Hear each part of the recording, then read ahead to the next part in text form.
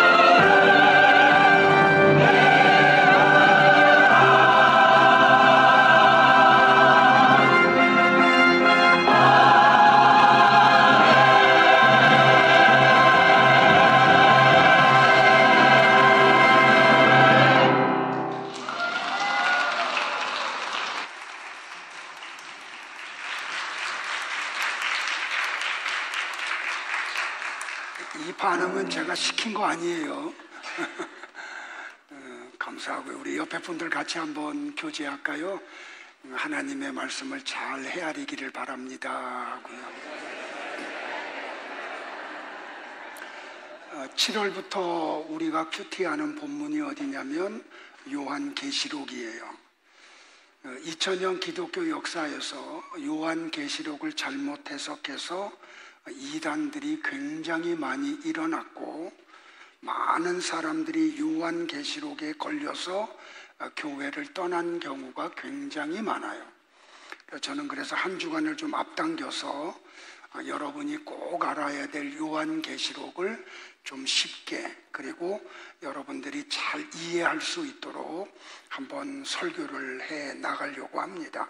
좀 잘 따라와 주시기를 바랍니다.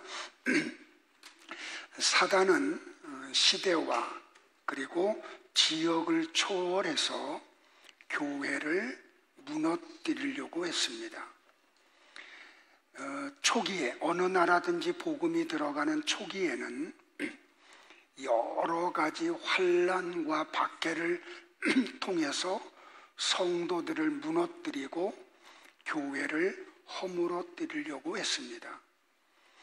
교회의 역사를 보면 예레미야 선지자 같은 경우는 빈 나무통 속에 집어넣고 톱으로 켜서 죽이는 일도 서슴없이 했습니다. 어떤 때는 십자가에 거꾸로 못 박아 죽이기도 하고, 사자의 밥을 삶기도 하고, 불에 태워서 화형을 시키기도 했습니다. 심지어는 살아있는 성도들을 잡아서 껍질을 벗겨서 죽이기도 했습니다. 더 심한 경우는 부모들이 두 눈을 뜨고 보는 가운데 자녀들을 펄펄 끓는 기름가마 속에 집어넣어서 죽이는 일들도 서슴없이 했습니다. 사탄의 이런 박해는 일정 부분 성공을 한 것 같이 보입니다. 그런데 진짜 성도들은 아무리 큰 환난과 박해가 와도 믿음을 떠나지 않았습니다. 하나님의 나라를 소망하고 끝까지 이 길을 걸어갔습니다. 요한계시록 11장 13절에도 나옵니다. 그때에 큰 지진이 나서 성 10분의 1이 무너지고 지진에 죽은 사람이 7천이라. 그 남은 자들, 구약의 표현을 빌으면 구루터기들은 그런 가운데도 두려움을 가지고 영광을 하늘의 하나님께 돌렸습니다. 나는 우리 교회 성도들도 어떤 박해가 오고 환난이 와도 믿음을 떠나지 않고 끝까지 이 순례의 길을 걷기를 주의 이름으로 축복을 합니다.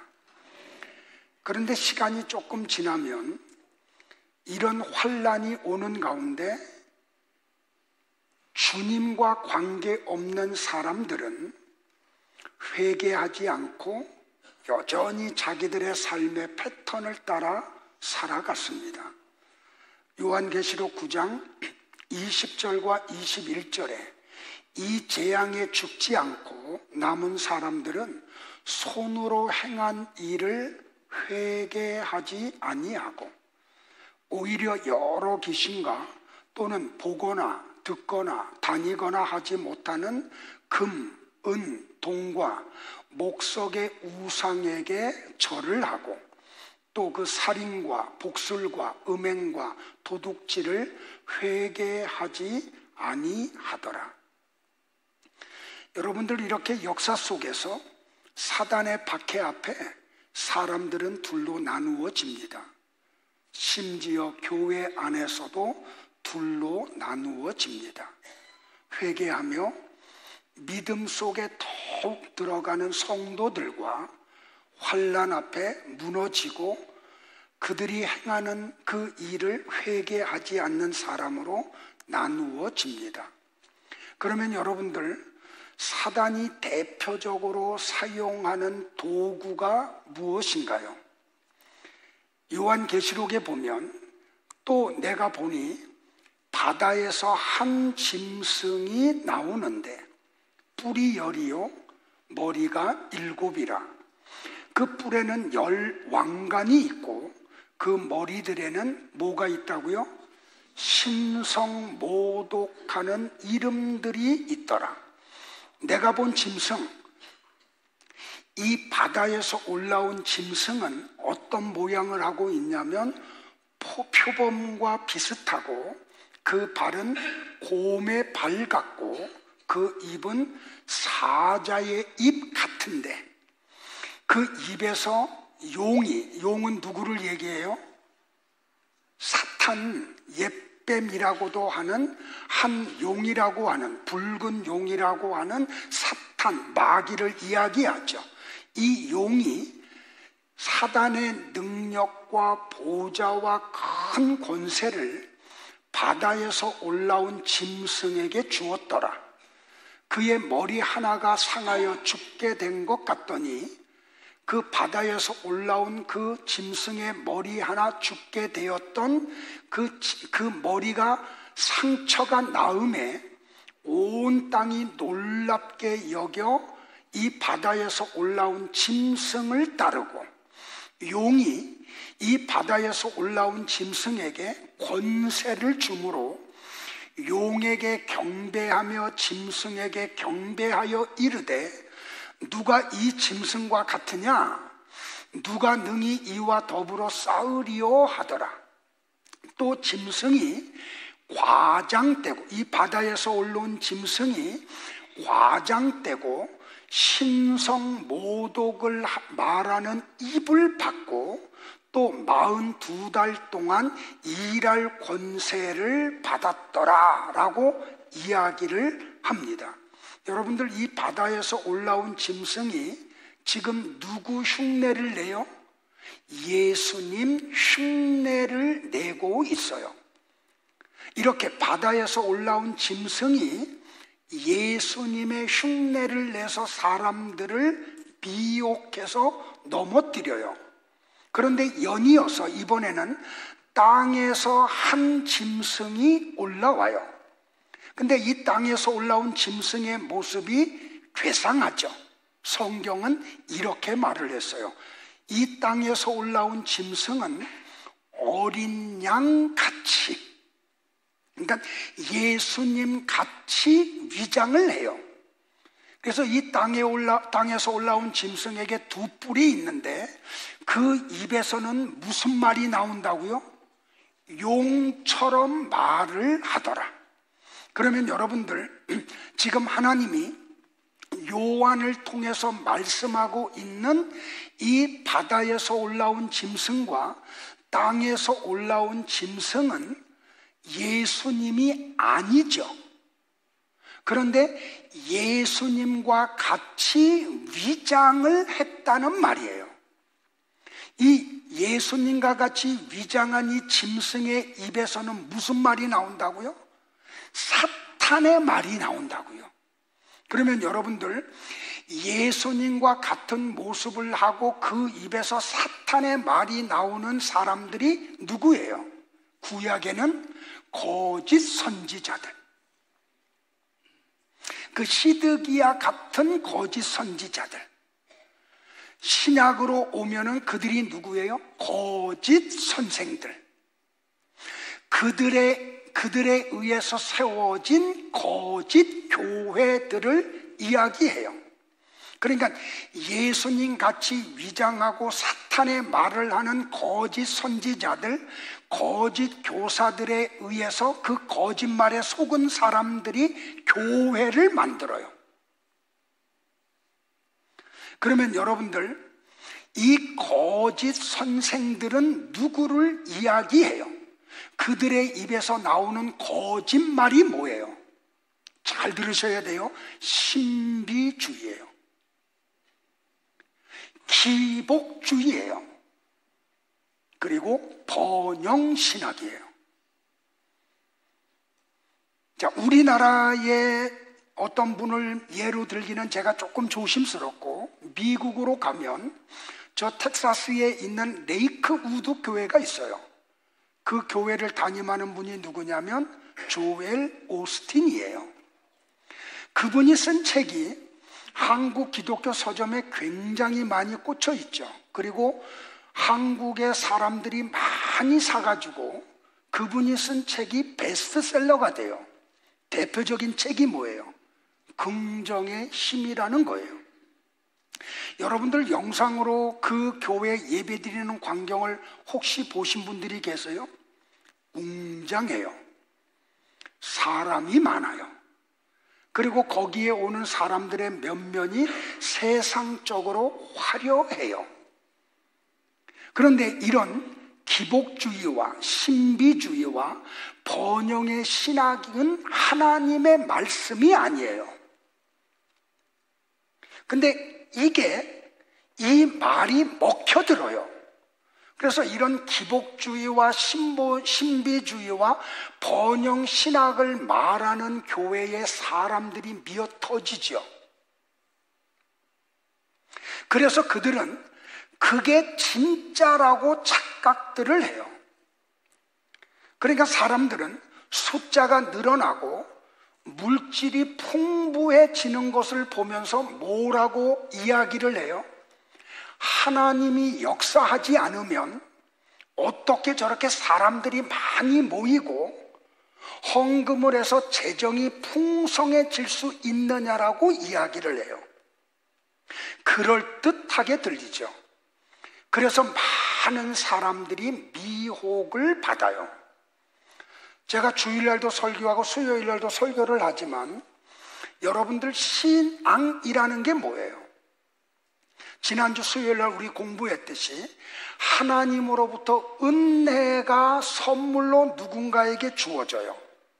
그러니까 하나님의 은혜가 창세전에 선택을 받은 성도들 속에 인풋이 되면 성도들 속에서 무엇이 아웃풋되냐면 믿음이 아웃풋이 돼요. 그러면 이 믿음의 대상은 뭐냐면 예수 그리스도예요. 자, 보세요. 교회를 다닌다고 다 하나님의 은혜가 선물로 주어지는 게 아니에요. 자, 하나님의 선물이 주어지면, 인풋이 되면 성도들 속에서는 믿음이라는 게 아웃풋돼요. 근데 그 믿음의 대상은 뭐라고요? 예수 그리스도. 그 예수 그리스도를 믿는 성도들 속에 어떤 일이 벌어져요? 죽었던 영이 살아나요. 이걸 우리는 뭐라고 표현해요? 구원이라고 표현을 해요. 근데 이 모든 것은 하나님이 선물로 주시는 거예요. 자, 이렇게 하나님이 은혜를 주시고 믿음이 나타나서 죽었던 영이 살아나서 구원을 받은 성도는 이 땅에서 반드시 어디를 지향하는 삶을 사냐면 하나님 나라를 지향하는 삶을 살아요. 그 하나님 나라를 지향하고 갈 때 세상이 우리를 조롱하죠. 그리고 손가락질을 하고 박해를 해요. 그런데 성도들은 천국이 존재함을 믿기 때문에 이 가는 길을 포기하지 않아요. 이걸 뭐라고 이야기해요? 신앙생활이라 그래요. 이 신앙생활하는 길을 뭐라 그래요? 협착한 길이라 그래요.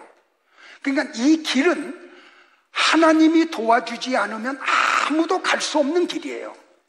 그래서 눈물 없이는 갈 수 없는 거라고 성경이 이야기를 하죠. 그래서 이 길을 사모하는 사람들이 많지가 않아요. 그런데 나와 여러분들은 이런 것들을 확실하게 하나님의 은혜가 선물로 주어졌기 때문에 이 신앙에서 흔들리지가 않아요. 그런 신앙들이 여러분 가운데 있기를 주의 이름으로 축복을 해요. 자, 일정 부분 이런 분들이 성공을 했는데, 사탄의 전략이 성공을 했는데 시간이 지나가면 사탄이 전략을 바꿔요. 교회에다가 뭘 주냐면 번영을 주고 풍부를 주고 그리고 많은 것들을, 쾌락을 선물을 해요. 그러면 사람들이 어떻게 되냐면 자기도 모르는 가운데 천국을 지향하는 삶을 잊어버려요.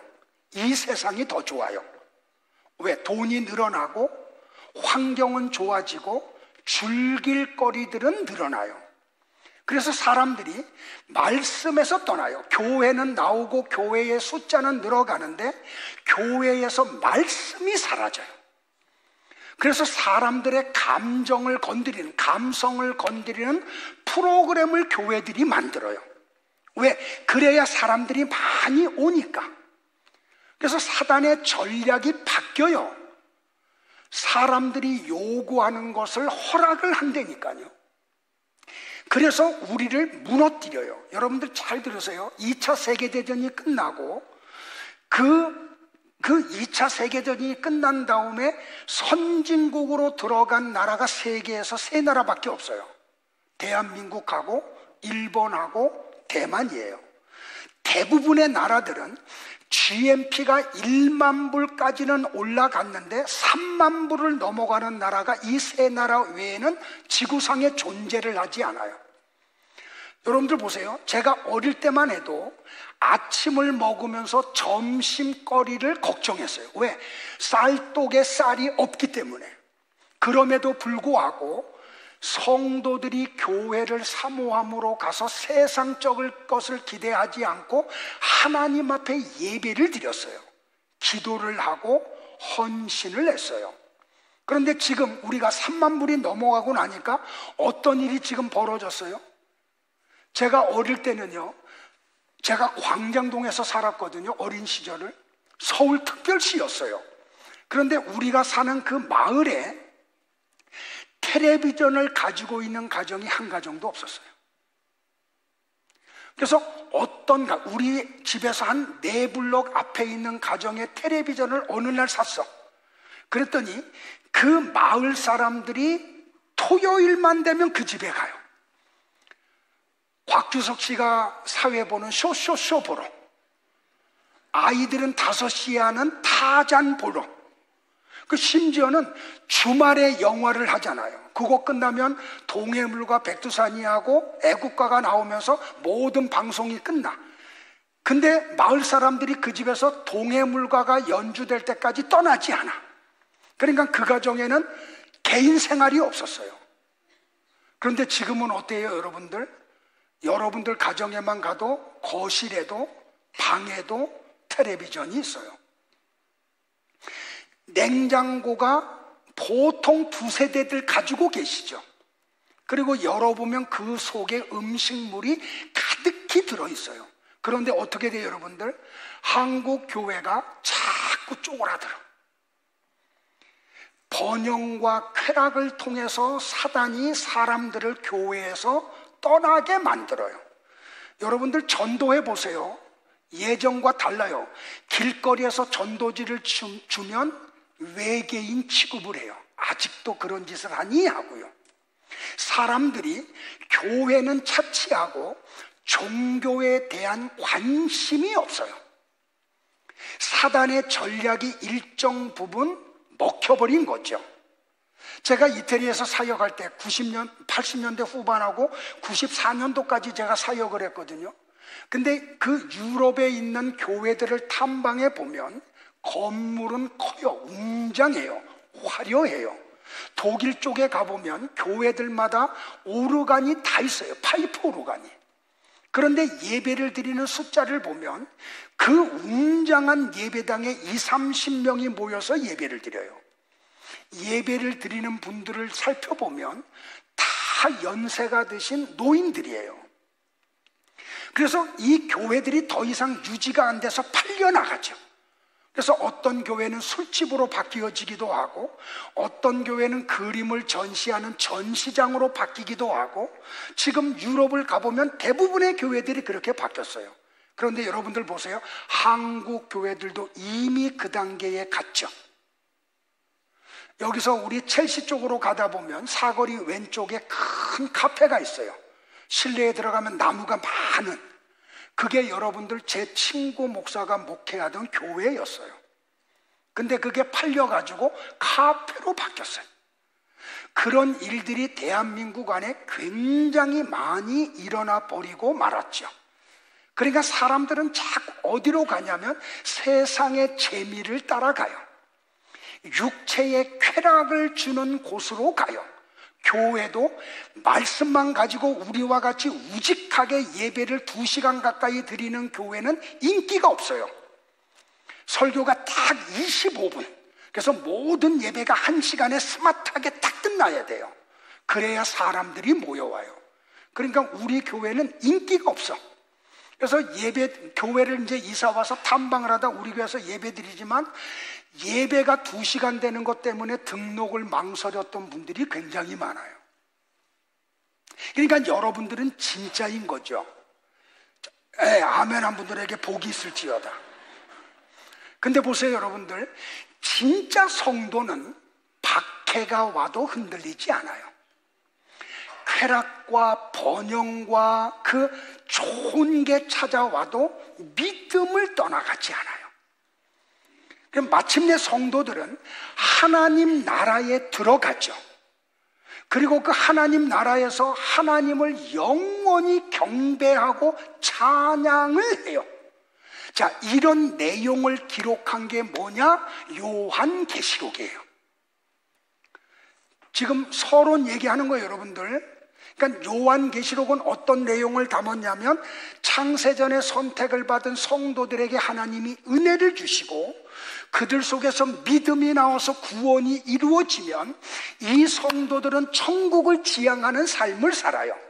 근데 천국에 들어가는 그날까지 이 지상에서 우리는 사단의 박해와 환난과 풍요와 번영이 수시로 우리를 쓰러뜨리려고 해요.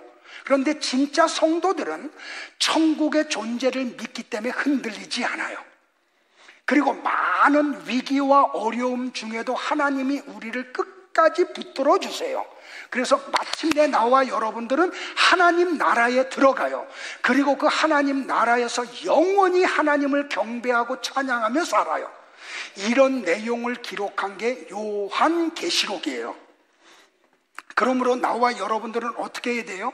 이 요한계시록을 통해서 환난이 올 때 인내하시고 여러 가지 풍요와 내가 좋아하는 것이 이루어질 때 거기에 넘어지지 않고 계속해서 믿음의 싸움을 하셔야 돼요. 왜? 그런 걸 받으라고 요한계시록을 하나님이 우리에게 주셨기 때문에 말이에요. 자, 보세요, 여러분들.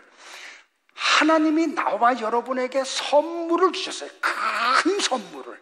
그게 뭔지 아세요? 신구약 성경 66권. 이것만큼 우리에게 가장 귀한 선물이 없어요. 특별히 요한계시록을 하나님이 나와 여러분에게 선물을 주셨어요. 왜? 이 성경을 통해서 뭐 하라고요? 하나님 나라가 있음을 믿으라고. 여러 가지 일이 벌어져도 흔들리지 말고 이 길을 끝까지 완주하라고. 그래서 우리를 하나님 나라 백성 삼아서 천국에서 영생하게 만들기 위해서 하나님이 우리에게 준 선물이 성경이에요. 그러니까 여러분들이 이 성경 말고 다른 거 더 주세요 하는 건 어리석은 일이라는 말이에요. 됐어요? 근데 여러분들 보세요.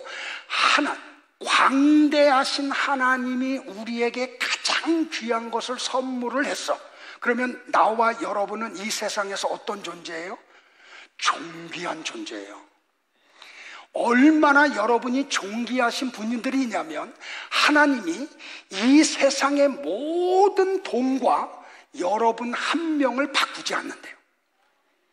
왜? 여러분이 가장 가치 있는 분들이기 때문에. 하나님 앞에서는 가장 존귀한 분들이기 때문에 말이에요. 이걸 꼭 명심하시기를 바라요. 자, 우리 옆에 분들 한 번만 축복할까요? 성도님은 존귀하신 분입니다.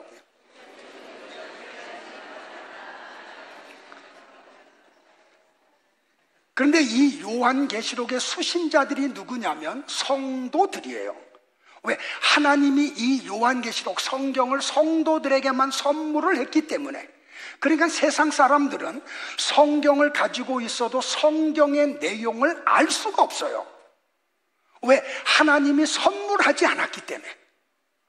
근데 우리 성도들은 하나님으로부터 선물 받은 것을 알 수 있도록 또 해주세요. 그래서 이 요한계시록은 두 가지를 갖고 있어요. 야, 천국을 지향하는 삶을 너희들이 살 때 환난이 오니 어려움이 오니 인내해. 하나님 나라 있어. 너 곧 하나님의 나라 가. 그렇게 위로하고 격려하는 용도로 요한계시록을 성도들에게 주셨고, 또 다른 하나는 뭐냐면 풍요가 와요. 그냥 막 사는 게 너무 행복해, 이 지상에서. 왜? 원하는 대로 다 이루어지니까. 너 그래도 거기에 넘어지지 마라. 이 세상은 네가 영원히 살 나라가 아니야.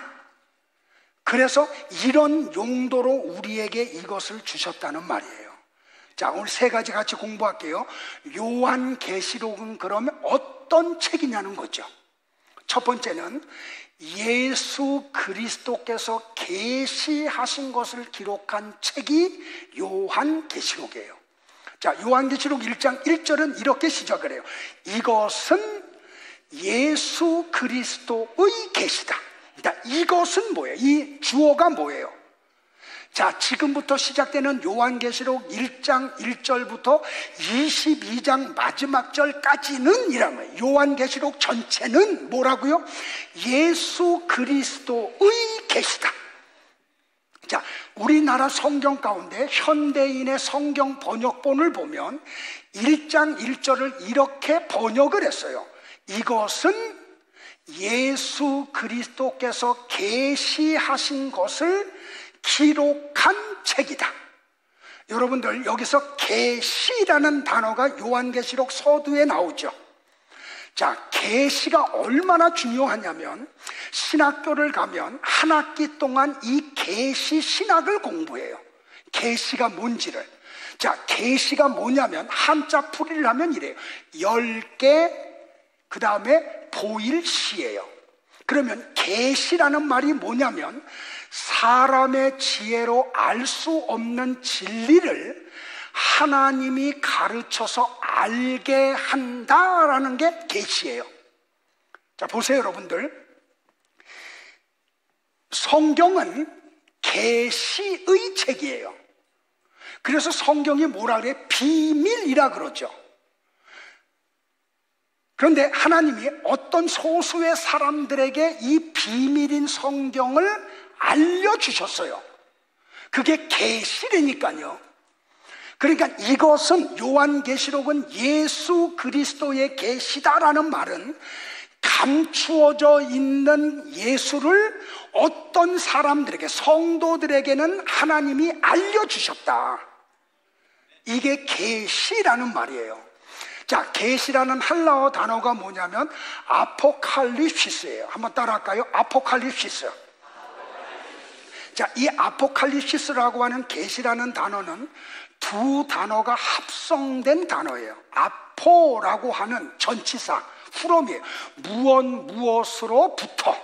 그 다음에 칼립토라고 하는 동사, 덮다, 숨기다는 동사의 합성어가 아포칼립시스예요. 계시라는 말이 똑같은 말이에요. 지금까지 감추어져 있던 진리를 성도들이 볼 수 있도록 드러낸 것, 밝힌 것, 이게 뭐라고요? 이게 계시, 아포칼립시스라는 말이에요. 자, 근데 조금만 더 우리 깊이 가자고요. 아포칼립시스라고 하는 저기 요한계시록 1장 1절, 이것은 예수 그리스도의 계시다라고 하는 헬라어 원문 성경을 보면 이게 무슨 격으로 쓰였냐면 소유격으로 쓰였어요. 자, 헬라 말의 소유격은 주격으로도 해석을 할 수 있고 목적격으로도 해석을 해요. 우리 권사님들 죄송해요. 그래도 권사님들지만 대학 나온 분들 계시잖아요. 그분들은 지금 주격, 목적격 이게 뭔지 알죠? 모르시는 분들은 끝난 다음에 나중에 따로 나와요. 과외할게. 자, 오늘 나갈게요. 자, 그러면 이것은 예수 그리스도의 계시다를 주격으로 해석을 하면 무슨 뜻이냐면 요한계시록 전체는 예수님이 요한에게 직접 계시한 내용이다라는 뜻이에요. 다시요, 요한계시록 전체는 예수님이 요한에게 당신이 직접 그 성경의 비밀을 직접 밝혀서 요한에게 알려준 책이다. 이게 요한계시록이에요. 근데 이따가 결론에 잠깐 얘기를 하지만 이걸 예수님이 요한에게 계시를 하신 다음에 뭐라고 말씀하냐면, 야, 이 내가 너에게 계시한 내용을 편지로 써서 아시아에 있는 7 교회에 다 보내. 그러니까 이 요한계시록 전체는 당시에 소아시아에 있던 7 교회가 편지로 받은 내용이에요. 됐어요? 아이고. 자, 조금 더 갈게요. 그러니까 이 요한계시록은 요한이 창작한 내용이 아니에요. 예수님이 요한에게 알려주신 것을 요한이 편지 형식을 띄어서 기록해서 7 교회에 보낸 책이라는 말이에요. 자, 그러면 다시요, 이 요한계시록이 예수님이 요한에게 계시하시고 요한이 교회에게 알린 책이라고 하면 이것은 하나님의 절대적인 권위를 가지고 있겠죠. 왜? 사람이 창작한 게 아니니까, 사람이 만든 게 아니니까요. 이 모든 내용은 예수님으로부터 주어진 것이기 때문에, 그러면 성도들은 이 요한계시록의 말씀을 알아갈 때마다 우리는 뭘 해야 돼요? 아멘 해야 돼요. 아멘한 분들에게 복이 있을지어다. 여러분들 이럴 때 아멘을 해야지 언제 아멘 하느냐고요. 그러니까 진짜 성도들은 요한계시록의 말씀이 선포될 때마다 보여야 될 반응이 뭐냐면 아멘 해야 돼요. 아멘에는 반드시 따라오는 게 있죠. 뭐가 따라와요? 순종이 따라와야 돼요. 그러니까 요한계시록이 요구하는 삶을 성도들은 살아내야지 되는 거예요. 자, 그래서 요한계시록 1장 3절에 이렇게 언급을 한 거예요. 다 같이 볼까요? 시작. 이 예언의 말씀을 읽는 자와 듣는 자와 그 가운데에 기록한 것을 지키는 자는 복이 있나니 때가 가까움이라. 잘 들으세요. 성경이 무엇을 복이라고 바라크라고 말했냐면 이 예언의 말씀, 요한계시록의 말씀을 읽는 자, 듣는 자, 요한계시록을 통해서 예수님이 계시한 내용을 지키는 자, 그가 뭐라고요? 그 사람이 복이 있다고요. 성경이 말하는 바라크, 복은 바로 이거예요. 됐어요? 왜? 예수님이 계시하신 요한계시록을 읽고 듣고 그 가운데 기록해서 그것을 지키는 성도가 복이 있다 그래요? 마지막에 때가 가까움이라. 이 때는 무슨 때예요? 예수님이 재림하시는 때예요. 자, 보세요. 성경을 종합적으로 보면 예수님이 재림하실 때 뭘 가지고 와요? 빈손으로 와요. 뭘 가지고 오시죠? 뭘 가지고 와요? 어떤 검? 날카로운 검. 오늘 찬양에 나오잖아요. 날카로운 검을 가지고 예수님이 온다니까요. 그 칼로 막 그냥 하는 거야. 근데 히브리서 기자는 이 날카로운 칼을 뭐라 그랬어요? 하나님의 말씀이라 그랬잖아요. 그러면 예수님이 뭘 가지고 오신다고요? 신구약 성경 66권의 말씀을 갖고 온다고요. 여러분들 재림할 때 예수님이 여러분 앞에 성경을 딱 갖다 놓는다니까. 근데 성경대로 안 믿었어. 성경을 몰라가지고. 그러면 예수님이 뭐라 그래요? 너희들은 왼편으로 가라 그래요.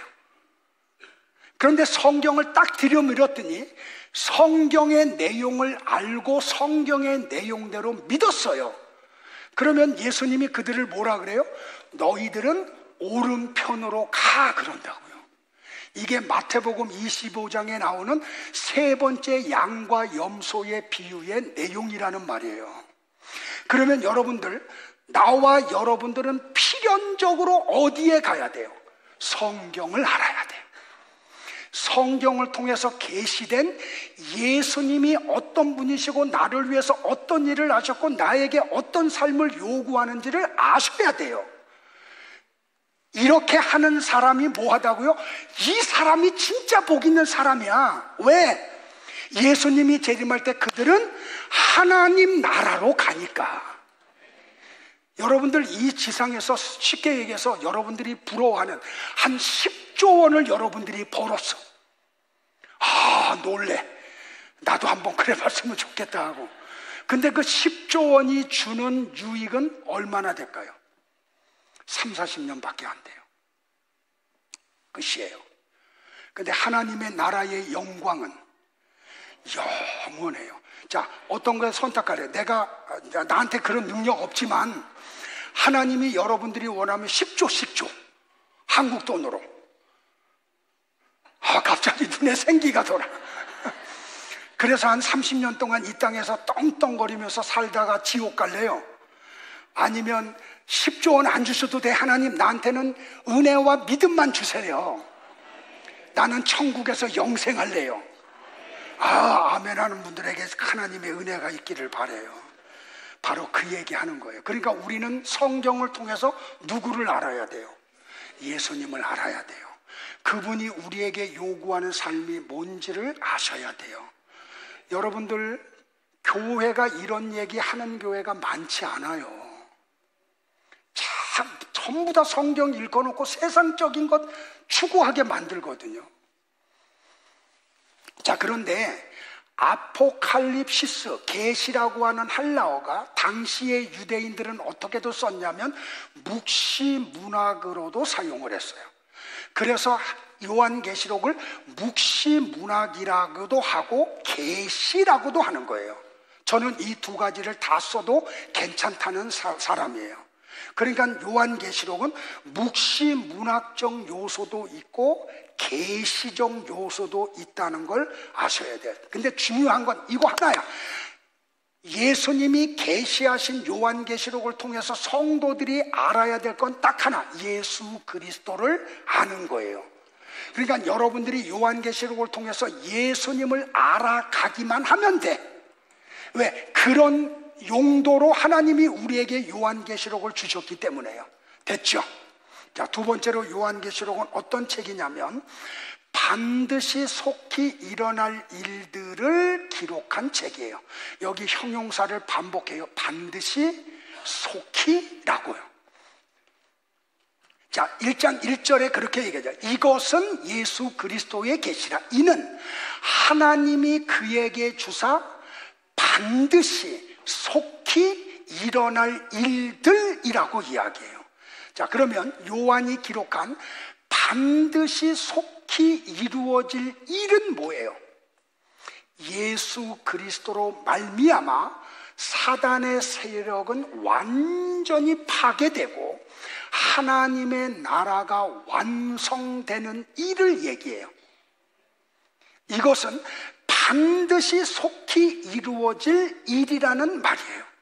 그러니까 이 요한계시록 1장 서두에 나오는 반드시 속히 이루어질 일이라는 말은 사단의 아무리 많은 협박과 방해가 있어도 하나님의 나라는 반드시 완성된다는 뜻이에요. 네. 자, 요한계시록이 기록되기 전에 하나님의 나라는 이미 완성이 되었죠. 어디서? 골고다 언덕에서. 그 창세기 3장 15절 그 원복음이 골고다 언덕에서 완성이 되었잖아요. 예수님이 나와 여러분이 지은 죄의 값을 십자가에서 대신 죽으심으로 우리의 죄값을 다 지불하셨잖아요. 그러니까 하나님의 나라는 골고다 언덕에서 완성이 돼버렸다니까요. 그러면 요한계시록은 그로부터 몇십 년 후에 기록이 되었어. 그러면 요한은 시제를 어떻게 써야 돼요? 과거 시제를 써야 되죠. 야, 이미 골고다 언덕에서 이루어진 일이야 라고 말을 해야 되는데 요한이 미래 시제를 썼다니까요. 앞으로 속히 이루어질 일이라고 말이에요.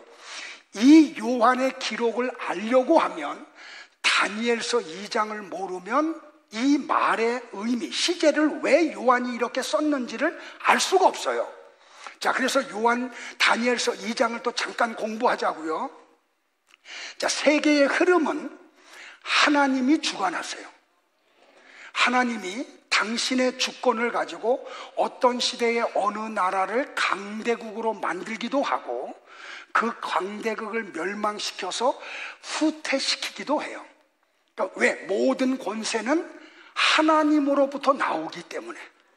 그런데 그 하나님이 유다가 패역한 길을 걸어가자 바벨론이라고 하는 나라를 부강하게 만들어 가세요.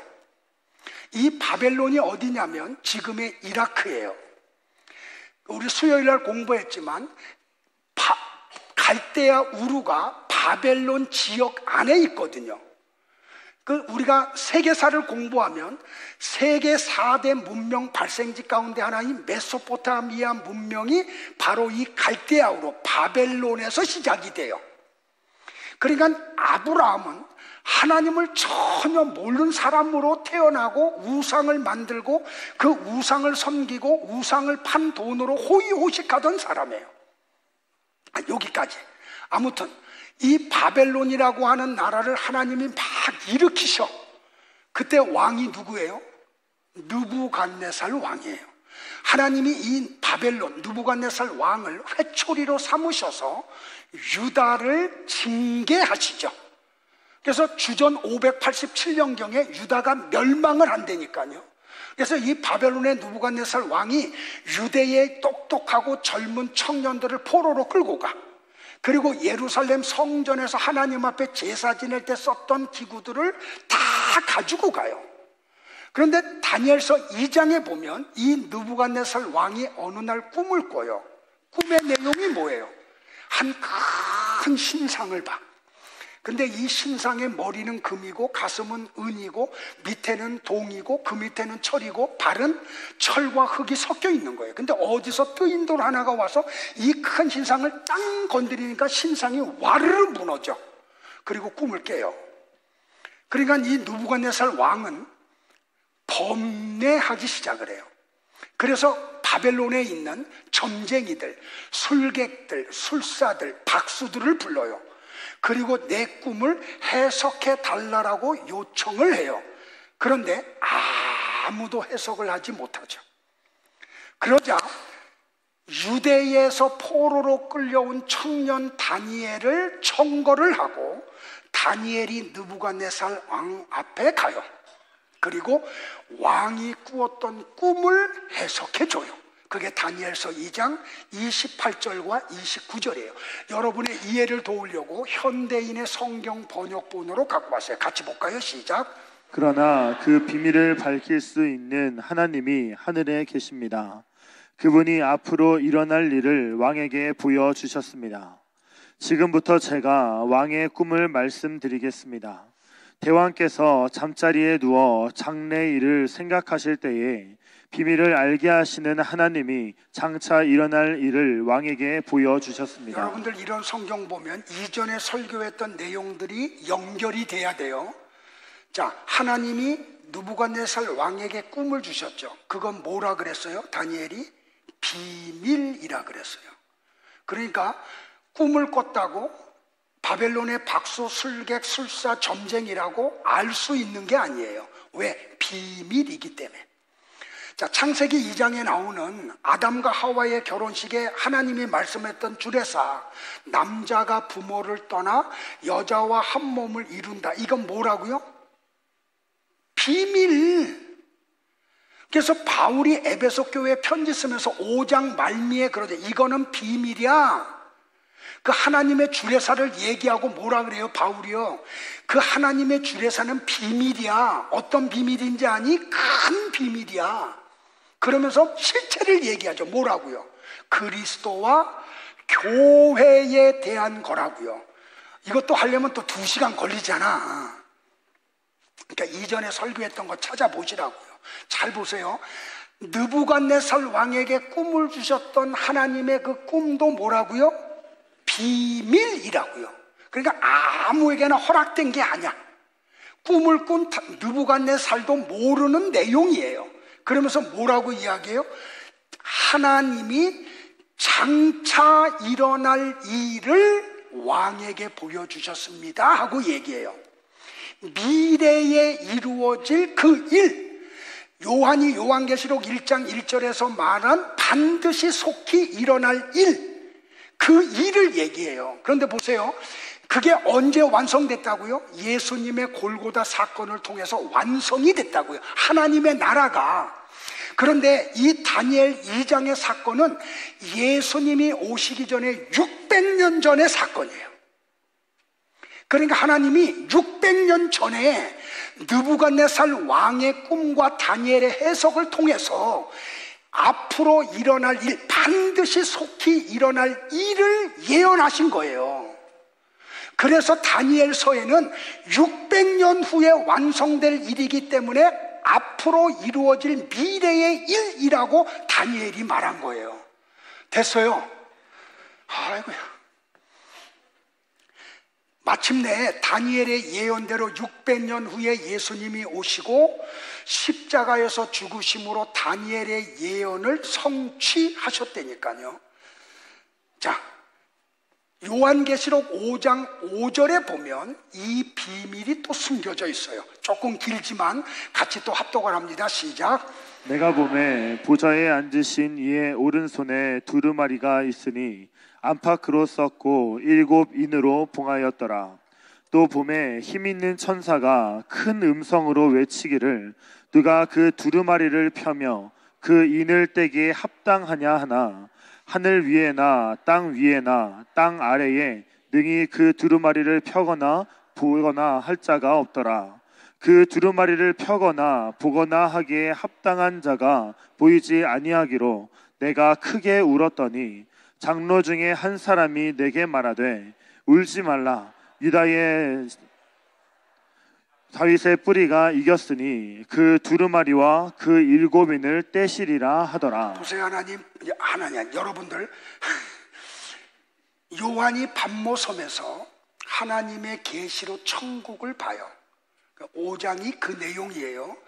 요한이 봤더니 하나님 보좌가 있죠. 그분의 그 위에 하나님이 앉아 계세요. 근데 보좌에 앉으신 하나님의 오른손에 뭐가 들려져 있어요? 두루마리가 들려져 있어요. 근데 어떤 두루마리냐면 안팎으로 글이 바둑하게 쓰여져 있어요.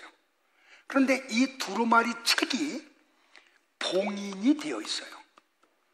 뭘로 봉인을 했냐면 인이라는 것으로 봉인을 했어요. 보세요.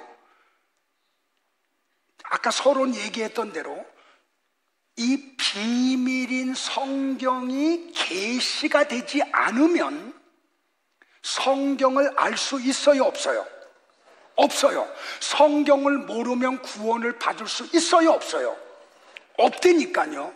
그런데 이 봉인된 두루마리 책, 이 성경이 봉인되어 있다니까요. 그런데 요한이 보니까 하늘 위에도 땅 위에도 땅 아래에도 하나님 보좌 우편에 앉으신 하나님 손에 들려있는 봉인된 두루마리를 해제할 사람이 아무도 없는 거야. 하늘 위에도 땅 위에도 땅 아래에도. 그러니까 요한이 어떻게 해요? 그냥 땅바닥에 주저앉아가지고 통곡을 해. 크게 울어요. 여러분들 속에서 이 말씀이 깨달아지지 못하면 요한과 같은 통곡이 일어나야 돼요. 요한이 통곡을 했다니까요. 그랬더니 하나님 보좌 주변에 누가 있어요? 네 스랍이 있고 천사가 있고 그 옆에 또 누가 있어요? 24 장로가 있잖아요. 그 24 장로 가운데 한 장로가 통곡하고 있는 요한에게 이렇게 이야기해요. 요한아, 울지 마라. 왜 그런지 아니? 하나님 우편에 있는 그 봉인된 두루마리를 10분이 계셔. 그분이 누군지 아니? 유다 지파의 사자야. 그분이 누군지 아니? 다윗의 뿌리야. 그분이 누구예요? 예수님이에요. 그러면서 뭐라 그래요? 그 예수님이 봉인된 두루마리 책을 7인을 떼어버린다고. 그래서 봉인을 해제해버린다고요. 그러면 여러분들, 하나님의 오른손에 있는 두루마리, 봉인된 두루마리를 떼는 인이 뭐냐는 거죠. 성경을 같이 봐요. 다니엘서 12장 1절로부터 4절까지 시작. 그때에 내 민족을 후위하는 큰 군주 미가엘이 일어날 것이요 또 환란이 있으리니 이는 개국 이래로 그때까지 없던 환란일 것이며 그때에 내 백성 중 책에 기록된 모든 자가 구원을 받을 것이라. 땅의 티끌 가운데에서 자는 자 중에서 많은 사람이 깨어나 영생을 받는 자도 있겠고 수치를 당하여서 영원히 부끄러움을 당할 자도 있을 것이며 지혜 있는 자는 궁창의 빛과 같이 빛날 것이요 많은 사람을 옳은 대로 돌아오게 한 자는 별과 같이 영원토록 빛나리라. 다니엘아, 마지막 때까지 이 말을 간수하고 이 글을 봉함하라. 많은 사람이 빨리 왕래하며 지식이 더하리라. 보세요, 여러분들. 하나님의 말씀이 봉인되어 있는데 어떤 사람들은 구원으로 가고 어떤 사람들은 영원한 부끄러움을 당한다고 얘기해요. 다니엘에서. 그러면서 하나님이 다니엘에게 뭐라고 말씀하세요? 마지막 때까지 이 말을 간수해. 그리고 이 글을 봉함해 버려. 그래서 유대인들이 구약 성경을 가지고 있음에도 불구하고 구약 성경의 내용을 몰랐던 거예요. 하나님이 봉인해 버렸기 때문에, 감추어 놓았기 때문에. 근데 요한복음 1장에 보면 예수님이 오셨을 때 12절에 영접하는 자, 곧 그 이름을 믿는 자들에게는 하나님의 자녀가 되는 권세를 준다고. 여러분들 복음서, 사복음서를 다 읽어보세요. 예수님이 인카네하고 오셔서 그들의 언어로 말씀을 함에도 불구하고 복음서 전체를 보면 유대인들 가운데 99%가 예수님을 못 알아봐요.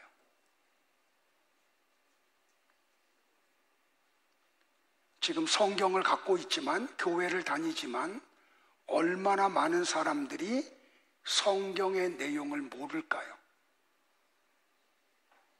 이 얘기하는 거예요, 여러분들. 근데 이 말씀이 봉인되어 있다니까요. 뭘로 봉인했다고요? 인으로 봉인을 했다고요. 근데 신약에 와서 봉인된 인이 떼어져 버려요. 그래서 말씀이 오픈이 돼요. 누가? 예수님이. 어디서? 십자가에서 죽으심으로.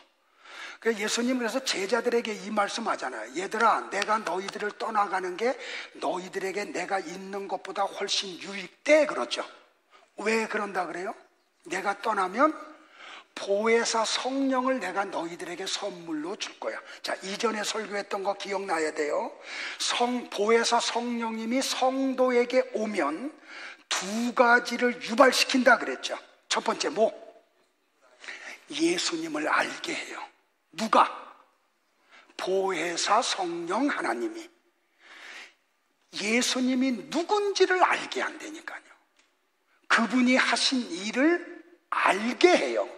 그래서 구원의 세계로 들어가요. 그리고 우리로 하여금 협착한 길을 걸어가게 해요. 누가?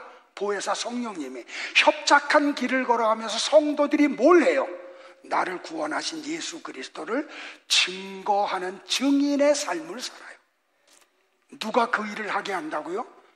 보혜사 성령 하나님이 그 일을 하게 만든다는 말이에요. 이게 뭐예요? 그래서 성도들의 구원이 완성되는 거야. 하나님의 나라가 완성이 되는 거예요. 이걸 뭐라고 말하냐면 인을 뗀다라고 말을 하는 거예요. 나와 여러분에게는 하나님의 말씀이 봉인되어 있으면 안 돼. 그 봉인이 떼어져야 돼요. 그러기를 축복을 해요. 그러니까 이게 설교가 길어지면 봉인된 사람들은 목사님 조금만 더 깊이 이렇게 얘기하고, 아직 봉인이 안 된 사람들은 주책맞게 무슨 설교를 이렇게 길게 해, 이렇게 나오는 거예요. 됐어요?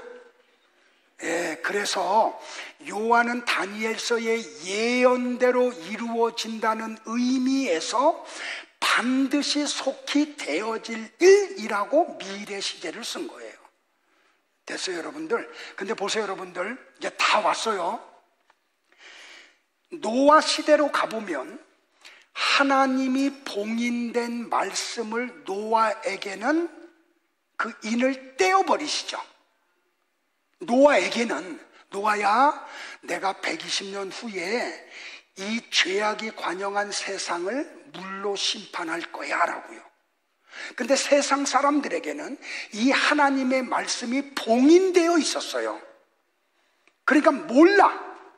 그런데 이 봉인이 해제된, 계시를 받은 노아는 그때부터 뭐 해요? 방주를 지어요. 만들어요. 여러분들 잘 보세요. 아라랏산에다가 방주를 지었거든요. 이 아라랏산이 어느 정도냐면 해발 3,000m가 넘어. 배를 만들려면 어디에다 지어야 돼요? 항구에다 지어야 돼요. 근데 노아는 해발 3,000m가 넘는 데다 방주를 지었다니까요. 그러니까 사람들이 어떻게 할까요? 한 달이 지나가니까 와, 이건 내 얘기예요. 제가 추론하는 거야. 성경에 그런 말이 없지만 사람들이 방주 짓고 있는 노아한테 와. 야, 노아야, 뭐 하냐? 아, 나 하나님이 물로 심판하신다는 말씀을 믿고 방주 짓고 있어, 그래요. 그러자 사람들이 뭐라 그래요? 야, 하늘을 봐. 비 올 기미도 안 보이는데 너 빗방울 떨어지는 거 한 방울이라도 봤어? 그리고 조롱을 해요. 그런데 노아는 하나님의 말씀을 계시받았기 때문에 흔들림 없이 방주를 지어요. 자, 10년이 지났어요. 또 사람들이 와. 그리고 이야기해요. 야, 10년이 됐는데도 비 한 방울 안 떨어지던데 너는 그걸 믿니? 하고 손가락질하고 조롱한다니까요. 근데 이 말씀을 계시받은 노아는 흔들려요? 안 흔들려요? 100년이 지났어요. 그런데도 홍수가 일어날 기미가 보이지 않아. 그러니까 100년 정도 되니까 사람들의 기세가 어떨까요? 아주 그냥 당당했겠죠. 그런데 노아는 흔들려요? 안 흔들려요? 안 흔들려요. 몇 년 동안? 120년 동안. 근데 보세요, 여러분들. 계시된 하나님의 말씀이 성취돼요? 안 돼요? 노아 600세 되던 해에 하나님이 하늘의 궁창을 터뜨리셔. 창세기를 보세요. 땅의 샘의 근원들을 다 터뜨려 버리셔. 그래서 하늘 위의 궁창에서 물이 쏟아지고 땅 밑에 있는 물들이 40주야를 솟아나요. 그래서 창세기 1장에 나오는 첫째 날의 지구가 돼. 이 땅이, 지구가 물로 덮여버려요. 그 지구는 어떤 곳이라고요? 혼돈하고 공허하며 어둠 속에 있는 땅이죠. 그때 여러분들 비가 쏟아지고 그 40일을 그러니까 지구가 물로 완전히 덮였다니까요. 그래서 지금 에베레트 산에서 조개 화석이 나오는 거예요. 노아 홍수 사건은 실제한 사건인 게 증거가 되잖아요. 그런데 이제 막 물이 차올라와. 그래서 코로 호흡하는 짐승과 사람들이 다 죽어. 그때 사람들이 노래 하나 불렀대요. 한국 가요를. 난 참 바보처럼 살았군요. 난 참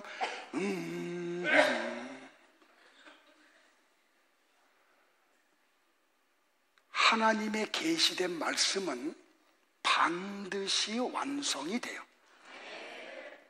자, 사도행전 1장에서 예수님이 승천하시죠.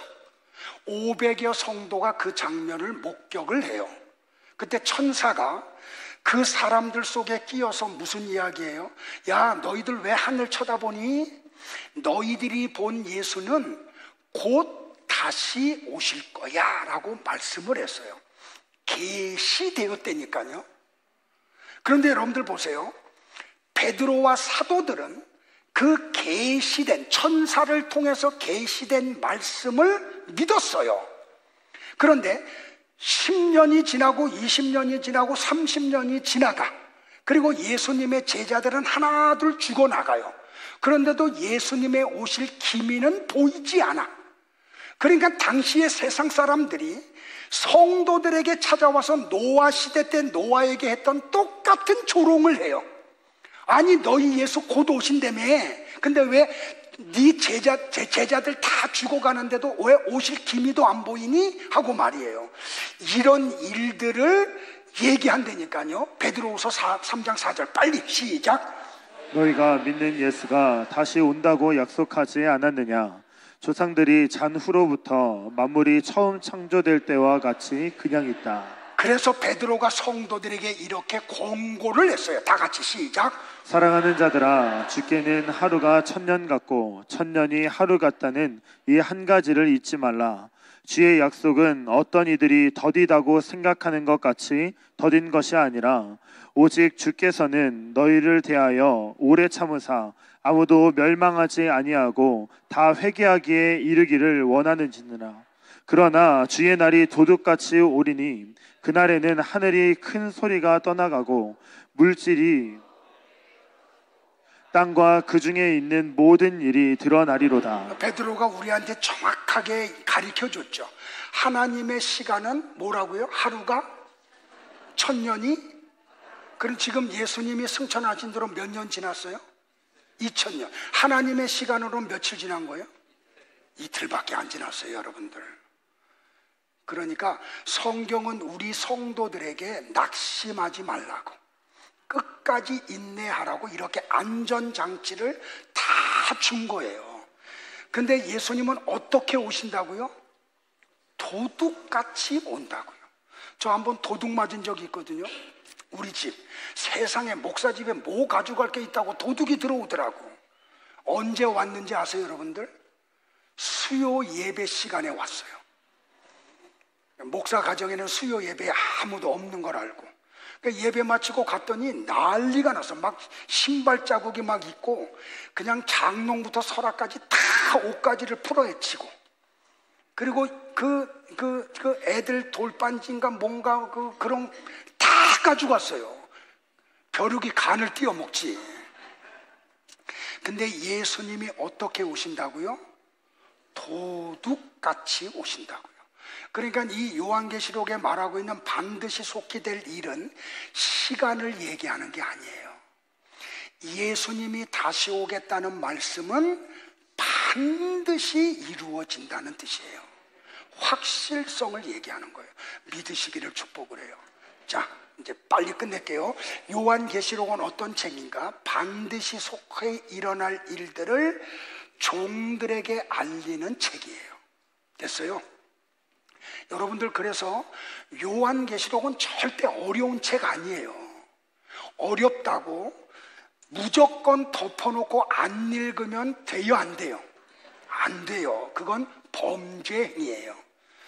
예수님이 종말에 일어날 일들을 성도들에게 알려주신 이유를 처음에 얘기했죠. 인내하라고. 그리고 자꾸 우리를 위로하는 거예요. 격려하는 거예요. 야, 너희들 잘하고 있어. 너희들 지금 협착한 길 걸어가고 있지, 그거 잘하는 거야 하고 격려하는 용어로 주신 책이에요. 그래서 그 존 번연이 이 요한계시록을 읽고 쓴 게 철로역정이에요. 거기 보세요. 많은 우여곡절이 있어. 그런데 마침내 어떻게 해요? 승리한다니까요. 그 믿음이라는 성도가 나와 여러분이기를 축복을 해요. 자, 말씀 정리할게요. 그래서 요한계시록은 미래의 있을 어떤 사건으로 해석하면 안 돼요. 수수께끼 풀듯이 해석하면 안 돼요. 자, 다시요. 요한계시록 1장에 보면 예수님이 요한에게 계시한 내용을 너는 글로 적어. 그래서 소아시아에 있는 7 교회에 보내. 그러니까 요한계시록은 편지 형식이에요. 편지예요. 그런데 이 요한계시록의 독자는 아시아에 있는 7 교회, 언젠가 요한계시록 2장 3장 제가 7 교회 강의한 적 있죠. 이거는 전 시대의 교회의 양태를 얘기해요. 잘 보시면 어느 시대든지 요한계시록 2장과 3장에 있는 7 교회의 모습을 이 지상의 교회들이 띠고 있어요. 그리고 이 교회들은 문제를 가지고 있어요. 그래서 이 성경을 아는 목사님들은 자기가 담임하는 교회를 어떤 교회가 되기를 소망하냐면 서머나 교회나 빌라델피아 교회 같은 교회가 되기를 원해요. 그래서 설교를 하고 목양을 해요. 저는 우리 교회도 마찬가지예요. 근데 여러분들, 성도들은 이 세상에서 사단과 영적인 전쟁을 필연적으로 치루어야 돼요. 그래서 요한계시록에 보면 7 교회의 마지막에 다 똑같은 내용이 나와. 귀 있는 자는 성령이 교회들에게 하시는 말씀을 들을지어다. 이기는 그에게는. 그러니까 교회는 반드시 이긴다는 것을 언약하고 있는 거예요, 여러분들. 그래서 이 성도들이 이 땅에서 이기는 방법이 딱 2가지밖에 없어. 요한계시록 12장 11절 다 같이 볼까요? 맨 마지막 방송 시작. 형제들이 어린 양의 피와 그들이 증거하는 말씀으로 그 보수자를 이겼으니 그들은 죽기까지 자기 생명을 아끼지 않았다. 그러니까 성도들이 이기는 무기를 하나님이 딱 2개 줬는데 그게 뭐냐면 어린 양의 피예요. 그 어린 양이 누구예요? 예수님. 그러니까 예수님의 보혈만이 우리를 사단과의 전쟁에서 이기게 만들어요. 그래서 주의 보혈 하는 거예요. 왜? 예수님의 보혈만이 우리를 사탄과의 싸움에서 이기게 하는 거니까. 또 다른 하나는 뭐예요? 성경 말씀. 그래서 제가 성경을 강조하는 거예요. 말씀을 알아야 이기지. 그 에베소서에 나오는 전신갑주의 무기는 딱 하나라니까요. 말씀의 검, 하나님의 말씀. 나머지는 다 방어용이라고요. 그래서 여러분들은 성경을 아는 일에 집중하셔야 돼요. 요새 수요 예배가 부흥하고 있거든요. 한 명씩 끌고 와. 그래서 오늘 또 한번 얘기하는 거예요. 궁금하면 오라고. 오다 안 오다 하지 말고. 네, 다 같이 일어나겠습니다. 찬양.